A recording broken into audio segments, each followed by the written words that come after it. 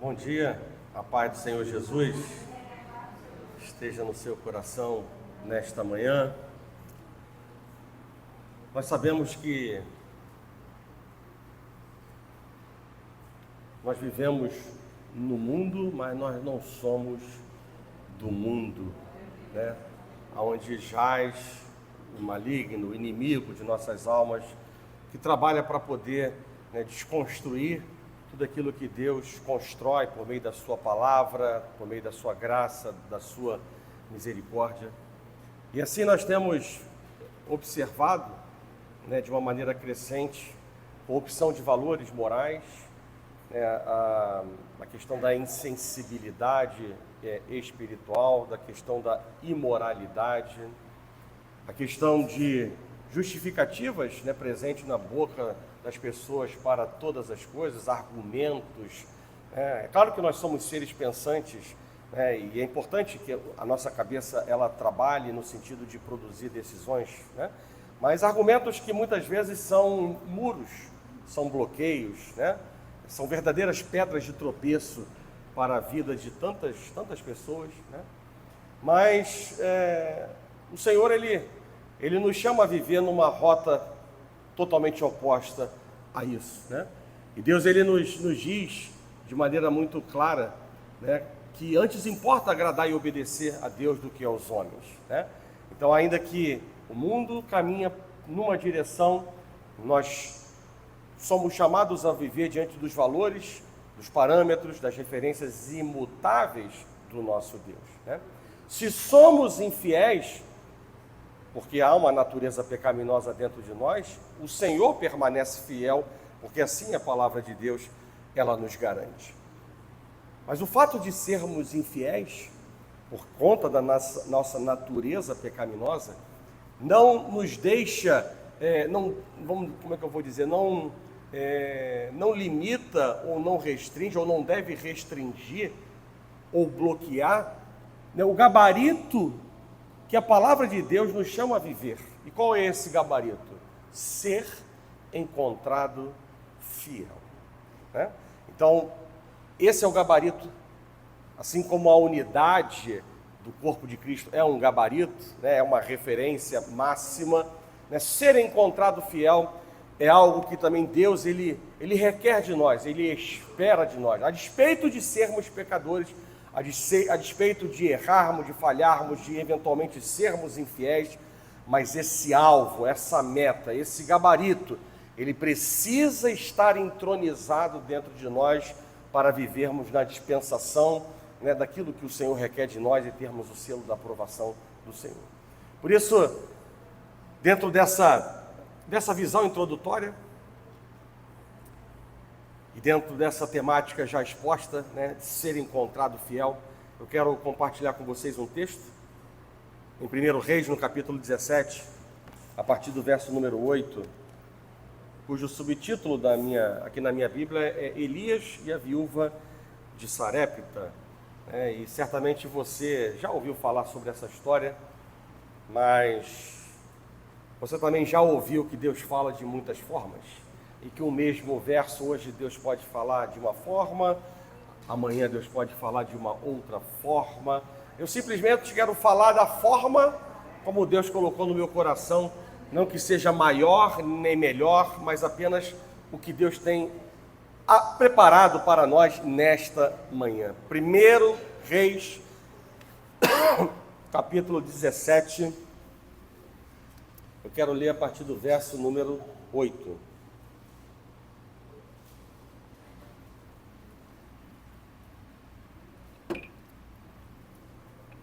Assim diz a palavra. 1 Reis 17, a partir do verso número 8. Diz assim a palavra de Deus. Então lhe veio a palavra do Senhor, dizendo: Dispõe-te e vai a Sarepta, que pertence a Sidom, e demora-te ali onde ordenei a uma mulher viúva que te dê comida. Então ele se levantou e se foi a Sarepta. Chegando à porta da cidade, estava ali uma mulher viúva apanhando lenha. Ele a chamou e lhe disse: Traze-me peço-te uma vasilha de água para eu beber. Indo ela a buscá-la, ele a chamou e lhe disse: traz-me também um bocado de pão na tua mão. Porém ela respondeu: tão certo como vive o Senhor teu Deus, nada tenho cozido. Há somente um punhado de farinha numa panela e um pouco de azeite numa botija. E veis aqui, apanhei 2 cavacos e vou preparar esse resto de comida para mim e para o meu filho. Comê-lo-emos e morreremos. Elias lhe disse: não temas, vai e faze o que disseste, mas primeiro faze dele para mim um bolo pequeno e traze-me aqui fora. Depois farás para ti mesma e para teu filho. Porque assim diz o Senhor, Deus de Israel: a farinha da tua panela não se acabará, e o azeite da tua botija não faltará, até o dia em que o Senhor fizer chover sobre a terra. Foi ela e fez segundo a palavra de Elias, e assim comeram ele, ela, a sua casa, muitos dias. E o verso 16, último, diz assim: da panela a farinha não se acabou, e da botija o azeite não faltou, sendo a palavra do Senhor por intermédio de Elias. Amém? Feche os seus olhos. Vamos lá. Senhor Deus e nosso Pai, graças te damos por tudo que o Senhor é e aquilo que o Senhor tem feito, Pai, em nossas vidas. Somos gratos, Pai, por todo o investimento, cuidado, zelo, amor que o Senhor tem derramado sobre nossas vidas, construindo valores morais sólidos, um novo caráter, um novo homem, uma nova mulher, para andar no caminho da maturidade, Pai. E nessa manhã, queremos, Pai, mais uma vez entregar nossas mentes e os nossos corações, para que o Senhor possa, Pai, ditar a regra, o Senhor possa trabalhar de maneira, Pai, perfeita, ampla, completa e no profundo de nossas almas, Pai, para que possamos sair daqui mais uma vez renovados, vivificados pelo poder da Tua palavra e da Tua soberana, boa, agradável e perfeita vontade, Pai. Em nome de Jesus, cuida de nós. Coloca, Deus, Tuas palavras em minha boca, me dá liberdade neste altar, Pai, para falar, e da mesma maneira, Pai, o Teu povo para receber. E declaramos que nenhum espírito imundo nesta manhã tem poder para desfazer, limitar, restringir o que o Senhor tem para fazer em nossos corações, em nossas vidas. Assim oramos e já te agradecemos na certeza do teu haja, em nome de Jesus, e que a igreja do Senhor diga amém. Amém. Podem sentar.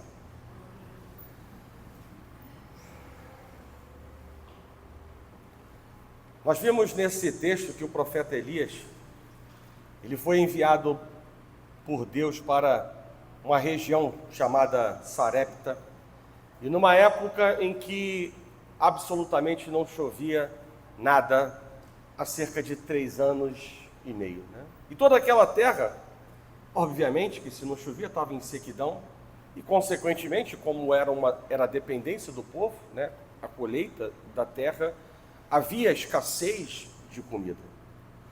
E a situação daquela mulher, eu diria que ainda era pior, porque naquela época quem trazia a provisão plena para dentro de casa era o marido, era o homem. E ela era viúva. E mais, tinha um filho para alimentar. Ela não tinha quem a sustentasse. Mas foi exatamente essa mulher que Deus mandou Elias procurar para que ela lhe desse comida. E eu diria que, por meio daquilo que nós escutamos, que a viúva de Sarepta, ela podia não ter recursos, mas ela tinha algo muito superior. Ela tinha uma coisa chamada princípios de Deus no seu coração. Ela carregava, entre tantas coisas, os princípios da honra e das primícias. E quando o profeta chegou e pediu do pouco que tinha, a primeira parte para ele, ela bem que poderia ter surtado e praguejado contra o profeta, mas a palavra de Deus nos mostra que absolutamente não foi isso o que ela fez. E hoje nós vivemos num tempo em que a regra é relativizar tudo, contextualizar tudo. As regras são feitas de acordo com a sociedade, de acordo com o momento, de acordo com o bem-estar. Cada grupo social faz as suas regras. Não existem verdades absolutas e, consequentemente, ou na consequência disso, não existem ou não podem existir princípios universais. E se ainda há alguma regra, ela precisa, ou ela deve ser relativizada, conforme o contexto e o momento. E nesse sentido, pode-se mentir para sair de uma situação constrangedora ou para fugir de uma realidade. Pode-se ser quem e o que quiser, pois o que importa é ser feliz. Alguns falam que o casamento não é necessário e por isso viver junto já é suficiente. O dízimo, ele deve ser dado quando recursos estiverem sobrando. E até mesmo a fidelidade, ela é relativizada. E ela se torna aquilo que a pessoa quer que seja. E assim, eu diria que a sociedade, ela transformou, por exemplo, a infidelidade conjugal em incompatibilidade de gênios, a infidelidade a Deus em uma opção religiosa, e a infidelidade à Bíblia em uma visão simplesmente pós-moderna. É assim que o mundo trata, é assim que o mundo relativiza as coisas de uma maneira muito simples, mas não eram esses os valores da viúva de Sarepta. Ela tinha princípios imutáveis, ela tinha princípios inegociáveis, princípios que estavam acima da sua vida, princípios que estavam acima da vida do seu próprio filho. Ela não relativizou, ela não contextualizou para quebrar os princípios, simplesmente ela fez aquilo que o princípio de Deus requeria dela. Ela deu a primícia ao homem de Deus e ela o honrou.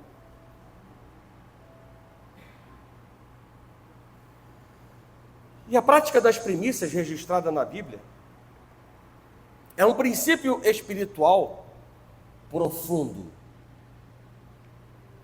Profundo. Separar os primeiros frutos. Que primeiros frutos esses? Da colheita? Sim, será no passado. Hoje, das finanças, do tempo, dos talentos, as escolhas de estilo de vida, simboliza a honra que nós damos a Deus e demonstra que Ele ocupa o lugar mais importante em nossas vidas. Esse conceito ensina que ao oferecer ao Senhor o melhor e o primeiro, nós consagramos simplesmente o restante e colocamos nossas prioridades no devido lugar. É uma forma de expressar também a nossa confiança e a nossa dependência, reconhecendo que tudo vem de Deus. Deus tem nos oferecido sempre o melhor. Os melhores planos, os melhores conselhos, as melhores bênçãos, os melhores caminhos. E nós não podemos retribuir tamanho amor com restos, com sobras, com bagaços do nosso tempo, da nossa vida. Quem ainda não tem discernimento espiritual vai dizer que o culto mais importante dentro das igrejas, de qualquer igreja, é aquele do pastor mais conhecido, daquele pastor que está mais em evidência na mídia, do pastor sênior da igreja. Mas Deus, ele nos mostra duas coisas importantes. Primeiro, nenhum culto é mais importante do que o outro, porque todos são para Ele e dependem dEle.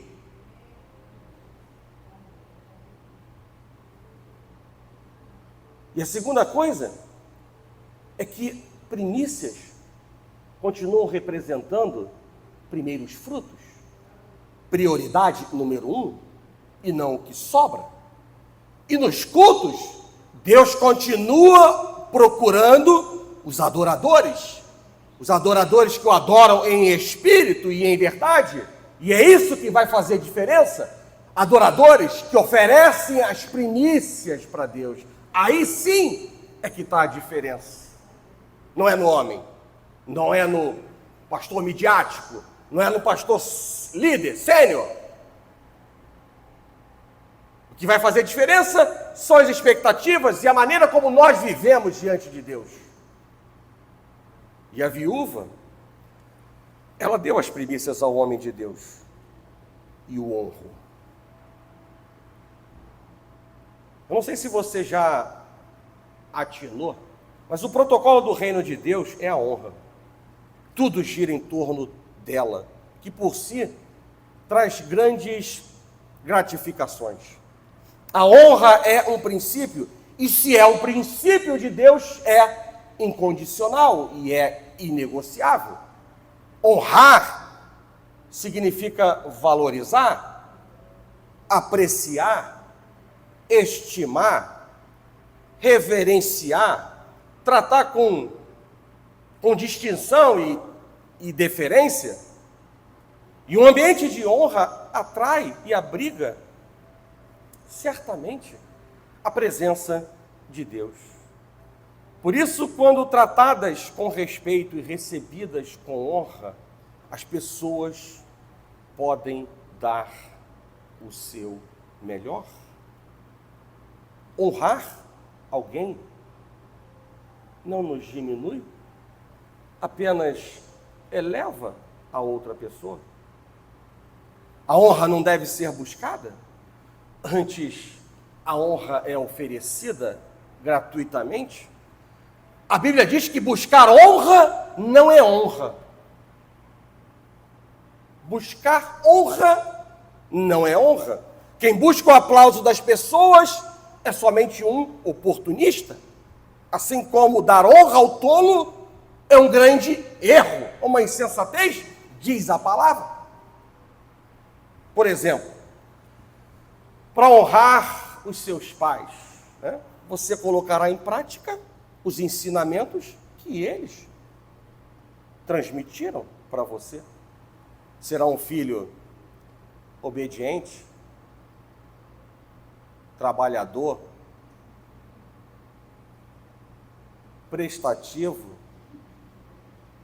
viverá com dignidade e de maneira que nunca me envergonhe. É olho no olho. Isso é honrar a mim, a mãe.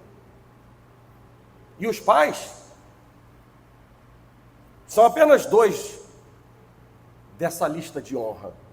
Essa lista de honra inclui também os cônjuges, marido honrar a esposa honrar o marido, as autoridades, honrar a igreja local, que é a família espiritual de cada cristão, honrar os líderes, além de todos aqueles que se apresentam dignos de honra. Romanos 13, verso 7 e 8 diz assim, para que fique bem claro que eu estou falando amparado com a palavra de Deus, dar honra a quem merece honra, né? Portanto, dai a cada um o que deveis. A quem tributo, tributo. A quem imposto, imposto. A quem temor, temor. A quem honra, honra. Está escrito na palavra. A ninguém devais coisa alguma, a não ser o amor com que vos ameis uns aos outros, pois quem ama o próximo tem cumprido a lei. Mas existe alguém que é o único, digno de ampla e toda honra? E Deuteronômio, no capítulo 6, verso 5, vai dizer: amarás, pois, o Senhor teu Deus de todo o teu coração, de toda a tua alma e de todas as tuas forças. Mas você pode pensar, o que amar, dessa forma descrita nesse versículo de Deuteronômio, capítulo 6, verso número 5, tem a ver com honrar a Deus da maneira como Ele merece. E eu diria para a igreja que amar alguém é a maior honra que se pode receber ou dar. Deus, Ele nos amou de tal maneira que Ele deu o seu Filho unigênito para nos salvar. Porém, o amor que Ele pede aqui, nesse versículo, não é o amor que o mundo está acostumado a viver, o amor que, entre aspas, se sente, mas sim o amor que faz o que é necessário a fim de agradar a pessoa amada. Amar a Deus é guardar os seus mandamentos, e guardar os seus mandamentos não é manter a Bíblia trancada a 7 chaves em uma caixa, mas mantê-la no coração e nos pensamentos, para quê? Para praticar em todo o tempo. E Deus, Ele considera tanto quem vive por esse princípio, que o próprio Senhor Jesus disse que quem assim o fizesse, teria a honra de ser amado por Ele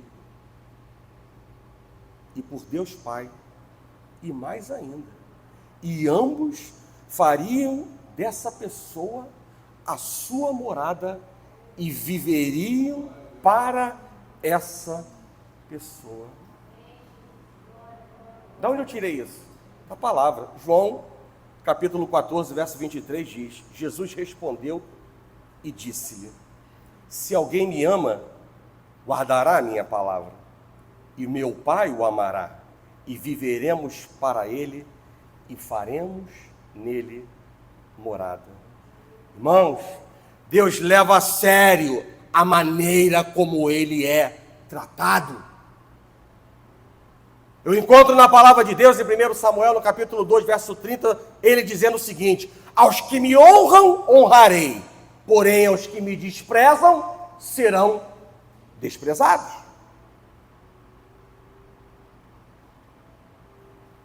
Deus, Ele deseja que o honremos, não como os hipócritas, apenas com os lábios, sim com os nossos lábios, porque os lábios são a expressão do que está no coração, mas mais do que com os nossos lábios, também com os nossos testemunhos e com os nossos bens também.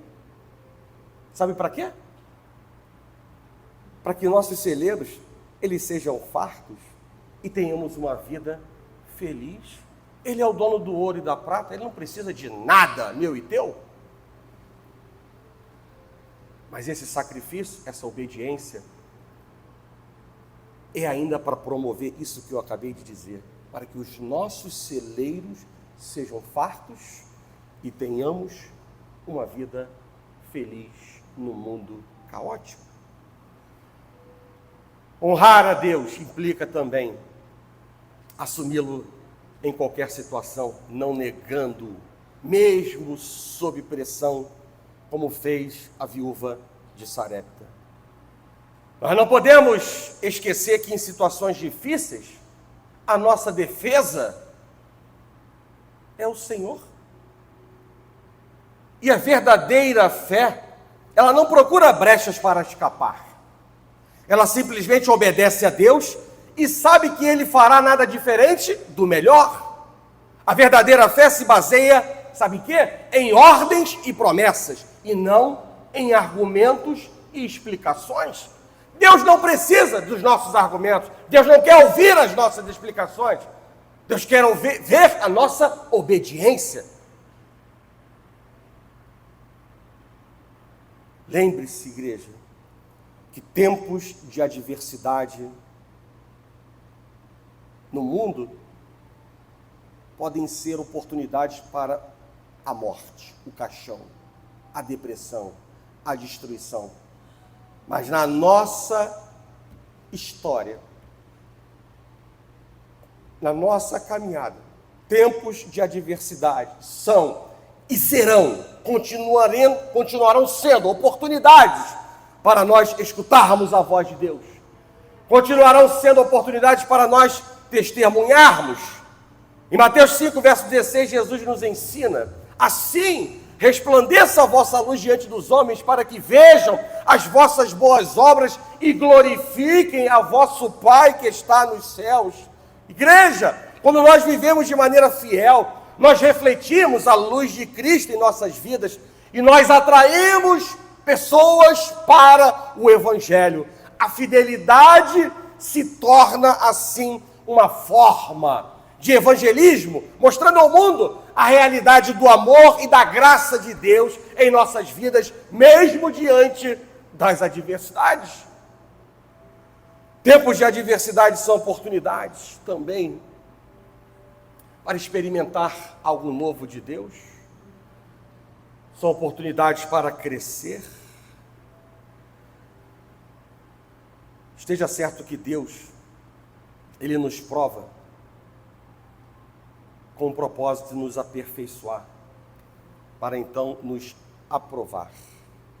De maneira que devemos, como diz a palavra de Deus, nós devemos ter por motivo de grande alegria o passarmos por várias provações. Eu já disse isso, não é porque a palavra de Deus diz que é para nos alegrar, que eu, de maneira não sábia, vou abrir a minha boca para pedir tribulação. São duas coisas distintas. Mas no momento em que Deus permite acontecer, nós precisamos trazer à memória a palavra de Deus, para nos lembrar o que Deus certa vez disse. Tem de motivo de alegria o passardes por várias tribulações, por várias provações. Epístola de Tiago, no capítulo 1, a partir do verso número 2, diz: meus irmãos, tende por motivo de toda alegria o passardes por várias provações, sabendo que a aprovação da vossa fé, uma vez confirmada, produz perseverança. Ora, a perseverança deve ter ação completa. Para quê? Para que sejais perfeitos e íntegros, em nada deficientes. Diz um outro versículo: tendes necessidade de perseverança, para que, havendo feito a vontade de Deus, alcanceis a promessa ou as promessas de Deus. Mais ainda, nós precisamos entender que as provas de Deus, elas são diferentes das provas dos homens. E um exemplo claro é o nosso sistema educacional, que muitas vezes treina alunos para fazerem provas, ao invés de se preocupar se eles de fato aprenderam o conteúdo. Sim, professora, não.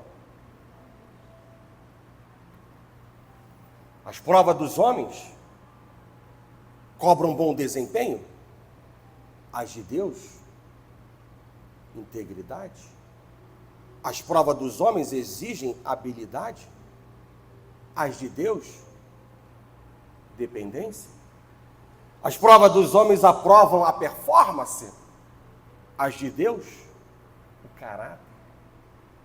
É assim que somos chamados a passar por tribulações e por provas em nossas vidas.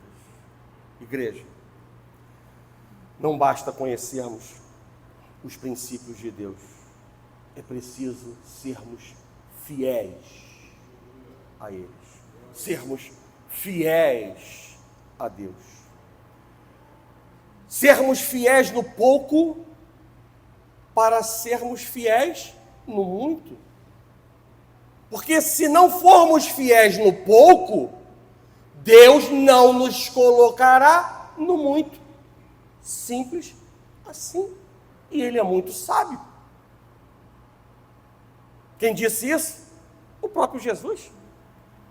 Evangelho de Mateus, capítulo 25, verso 23 diz: muito bem, servo bom e fiel. Foste fiel no pouco?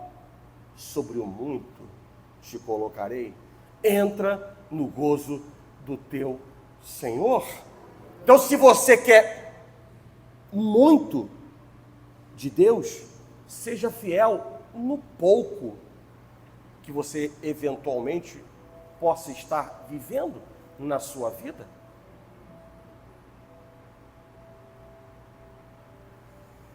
E assim aconteceu com a viúva de Sarepta. Ela foi provada, aprovada e colocada sobre o muito. Enquanto muitos passavam fome, ela tinha abundância. Isso é uma história? Não. Isso é uma realidade. Dela? Não, nossa também. Por isso eu quero falar sobre fidelidade a Deus. Fidelidade a Deus. Veja o que Deus diz, apenas ouça. Salmo 101, verso número 6. Presta atenção no que Deus, Ele mesmo, diz no Salmo 101, verso número 6. Os meus olhos procurarão os fiéis da terra, para que habitem comigo. O que anda em reto caminho, esse sim me servirá. Quem disse isso foi Deus. Agora veja o que Paulo disse em 1 Coríntios capítulo 4, verso 1 e 2. Diz assim: assim, pois, importa que os homens nos considerem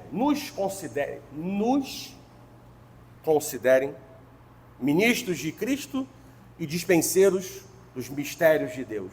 Ora, além disso, o que se requer dos dispenseiros é que cada um deles seja encontrado fiel. Lembra que antes da leitura eu disse o gabarito da palavra seja encontrado fiel? Está aqui. Paulo está dizendo para nós: o que se requer dos dispenseiros é que cada um deles seja encontrado fiel. E antes de abordar o princípio da fidelidade, eu quero fazer um pequeno e importante parênteses para dizer 3 coisas, para que fique bem clara. Já que Paulo fala de ministro de Cristo, Paulo fala de dispenseiros, né? Eu quero deixar registrado 3 pontos importantes, 3 coisas. Primeiro, eu e você, nós somos chamados a ser fiéis ministros de Cristo e dispenseiros de Deus. Ponto. Essa é a primeira coisa que eu quero deixar plantada no seu coração. Isso não é para os apóstolos, os pastores. Isso é para nós, todos. Ponto. Segunda coisa, ser ministro de Cristo. E aí é importante dizer isso. Ser ministro de Cristo não requer, como alguns querem dentro das igrejas, visibilidade, holofotes, honra de homens. Porque no grego, o termo ministro, também traduzido como servo em outras versões, se refere, sabe a quê? Acredite, se refere a escravos.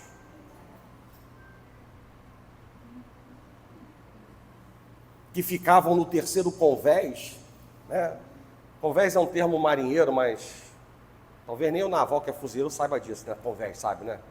Sabe, o naval sabe. Convés é como se fosse um andar, vamos dizer assim, um pavimento. É porque dói o coração do marinheiro falar pavimento no navio, né? Mas vamos lá, é um pavimento. Terceiro pavimento das embarcações. E eram considerados remadores de baixo escalão. Eles trabalhavam e eles não eram vistos, mas eles desempenhavam o trabalho mais importante. Sabe qual era? Levar as pessoas de onde estavam para onde precisavam chegar. E ali no meio dessa tropa de escravos, tinha um líder que tocava o ritmo com um tambor para que todos remassem harmonicamente juntos.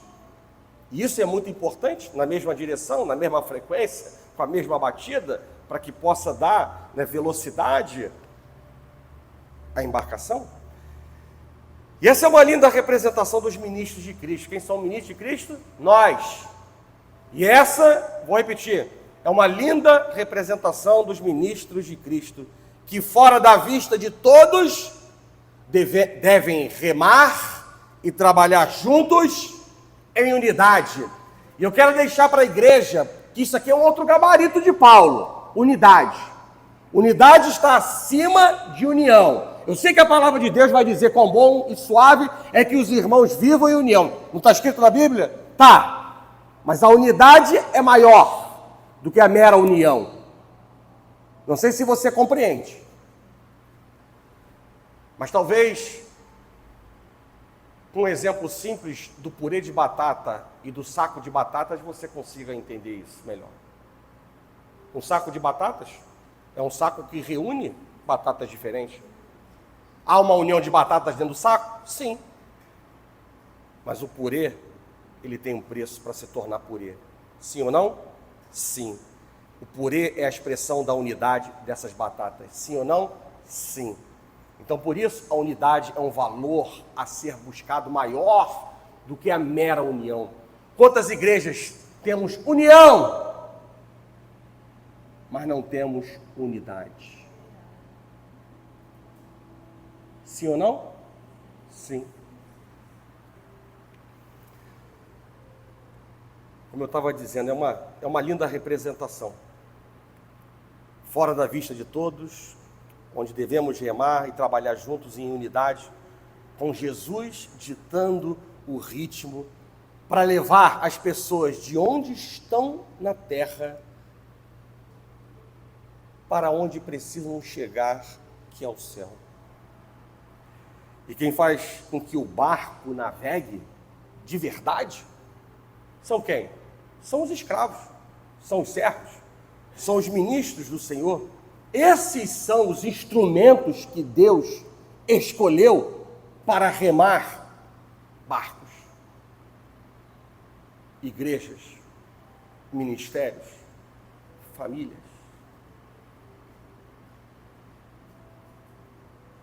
E mais do que ser ministro de Cristo, somos chamados a ser fiéis ministros de Cristo. Já o dispenseiro, que é a terceira coisa, refere-se àquele que, como mordomo, ele acessa a despensa e recolhe os alimentos necessários. Os recursos eram distribuídos de acordo com a intenção do mestre. Consequentemente, o dispenseiro ele não produz absolutamente nada. Ele apenas distribui o que é do mestre. Todos nós recebemos dons de Deus. Todos nós. Lá do Alfredo ao pastor. Da direita a meu boreste ou a meu bombordo nesta nau. Todos receberam dons.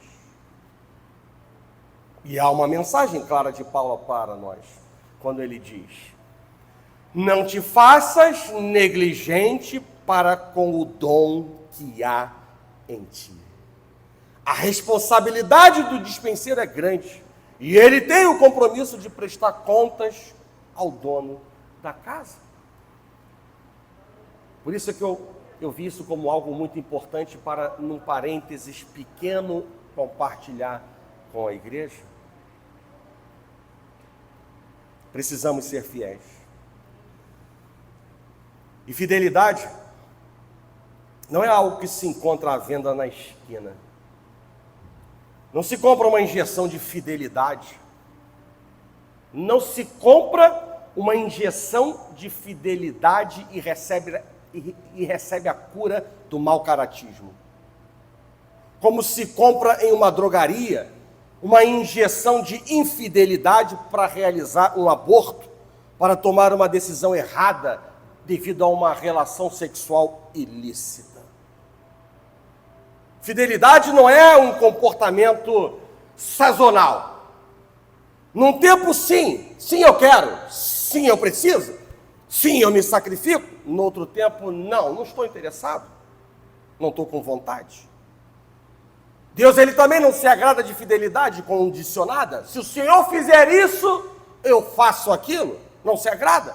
E Deus também não se agrada de fidelidade conveniente, quando se busca os próprios interesses. E outra grande verdade que eu já disse, é que nós daremos ou prestaremos conta a Deus por tudo o que nós fizermos. Prestaremos contas do temor a Deus em nossos corações, de nossas responsabilidades, dos alvos que nos foram dados. Por isso nós precisamos tomar decisões corretas, decisões que sejam coerentes com a vontade de Deus, para sermos encontrados fiéis. Não podemos negociar com a carne. E saber que prestaremos contas diante de Deus, eu diria que não deixa de ser mais um fator motivacional para nós andarmos na estrada da fidelidade. Fidelidade é incorruptibilidade. Fidelidade é sinceridade. Fidelidade é cumprir os votos feitos.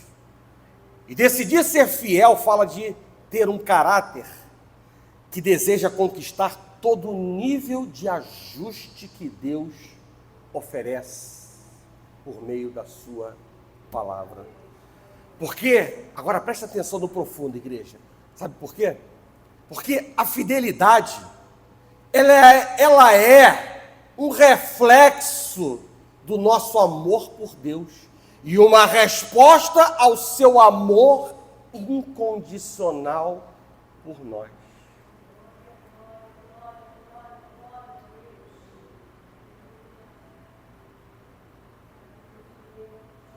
Isso é muito profundo.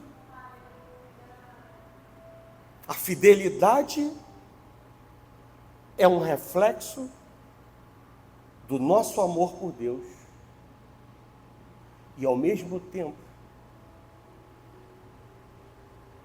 uma resposta ao amor incondicional de Deus por nós. A fidelidade é uma jornada contínua.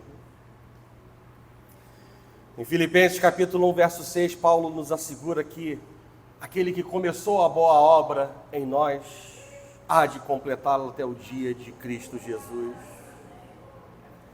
E isso chama a nossa atenção de que a fidelidade não é um destino.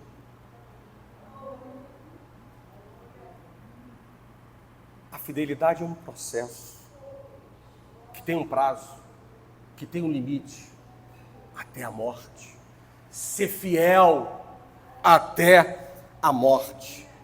À medida que buscamos a Deus em oração, estudamos a palavra e temos comunhão com outros cristãos, crentes, nós somos moldados e fortalecidos em nossa fidelidade. Portanto, a fidelidade é um compromisso diário, de decisões diárias, que requer dedicação e perseverança, e consequentemente a renúncia de si, porque, mais uma outra grande verdade, quem não aguenta renunciar, não consegue ser fiel. Quem não aguenta renunciar, não consegue ser fiel. Além disso, a fidelidade é constantemente submetida a provas. E Deus, Ele não avisa com antecedência o dia e a hora da prova. Um exemplo disso é Jó. Deus sabia, o diabo sabia, os anjos sabiam que a prova viria, mas Jó não sabia. E ele teve uma experiência de fidelidade com Deus. E algo profundo aconteceu na vida dele, ao ponto dele declarar, lá no capítulo 42, no verso número 5, no mundo espiritual, dizendo: eu te conhecia só de ouvir, mas agora os meus olhos te veem. E isso também vale para nós. Viver a experiência de fidelidade a Deus, Deus pode fazer a mesma coisa que fez com Jó.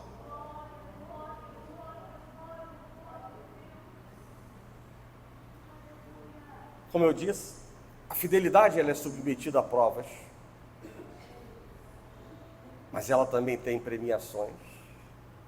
E o livro de Apocalipse nos diz que o fiel receberá a coroa da vida.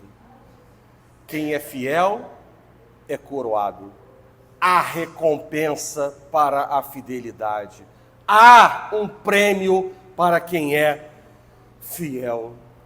Mesmo que a prova seja grande, como a da viúva, mesmo que a prova que você está vivendo ou que você venha viver seja grande como a da viúva de Sarepta, não pare, não desista. Primeiro, porque Deus não nos tem dado espírito de covardia, mas de poder, de amor, de moderação, de domínio próprio. E há um louvor que ontem eu passei o dia inteiro ontem para poder fechar essa palavra. Isso já era quase 9:30 da noite. E aí, quando me faltavam palavras, Deus me trouxe à memória e ao coração um louvor que se encaixa perfeitamente bem no que eu acabei de dizer. Quando nós não podemos parar e nem podemos desistir. E esse louvor diz assim: em tempos de guerra, nunca pare de lutar. Não baixe a guarda, nunca pare de lutar. Em tempos de guerra, nunca pare também de adorar. Libera a palavra, profetiza sem parar. O escape, o descanso, a cura, a recompensa, sem demora, vem. O escape, o descanso, a cura, a recompensa, sem demora, vem. O escape, o descanso, a cura, a recompensa vem, sem demora.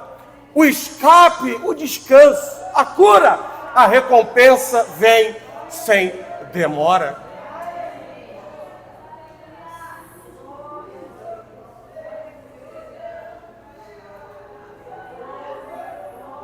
E o segundo importante motivo para você não parar e nem desistir, por tudo que já foi dito nessa manhã,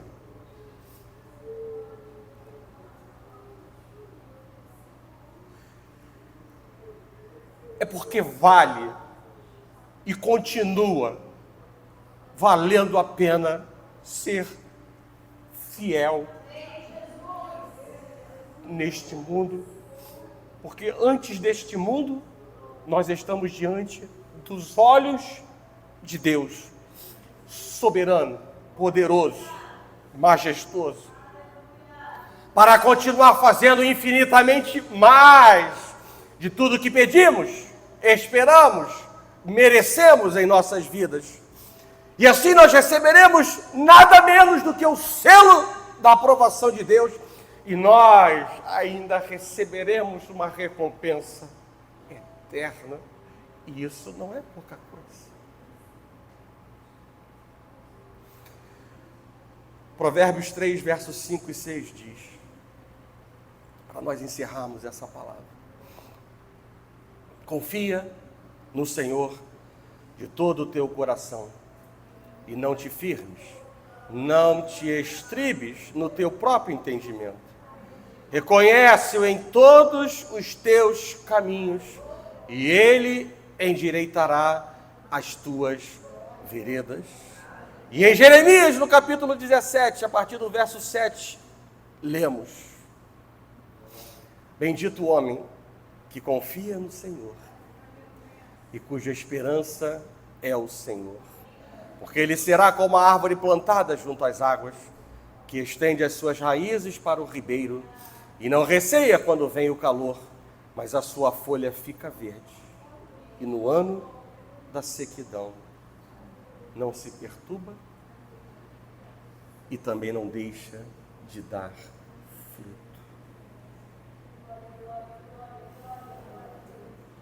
Se Deus disse, Deus vai cumprir. E por isso vale a pena ser fiel a Deus. Glória.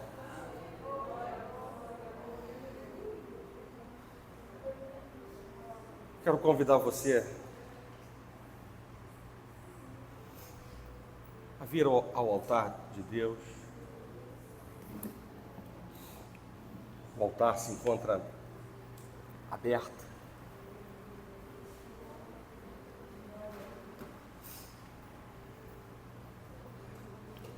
E o altar é lugar de adoração, de louvor, de petições.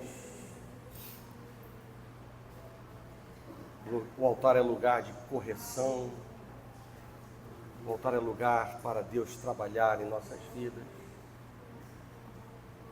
E a Bíblia diz: nada tendes, porque não pedes, ou porque pedes mal. E diante dessa palavra,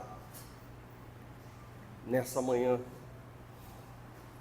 eu creio que você sabe o que deve pedir. Então peça, abra a sua boca e coloca diante de Deus aquilo que Ele já sabe, porque sonda e conhece o teu coração. Como eu disse nessa manhã, Deus não está preocupado ou não está querendo ouvir as suas explicações, nem as suas justificativas, por conta de um erro, de uma infidelidade, de uma transgressão. Ele sabe. Porque antes da palavra sair, antes da ação ser executada, Ele já o sabe. O que Deus espera ver em nós é arrependimento, e um sincero e verdadeiro arrependimento, para que Ele possa trabalhar em nossas vidas. Nós estaremos impondo as mãos na sua mente, sobre a sua vida. E não necessariamente você precisa se ausentar do altar de Deus, porque isso é privilégio.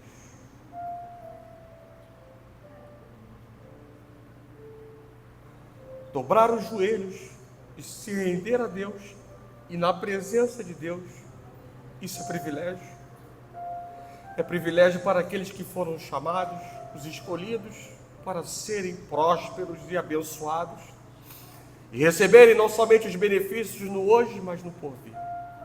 Então não se sinta pressionado de voltar à tua cadeira.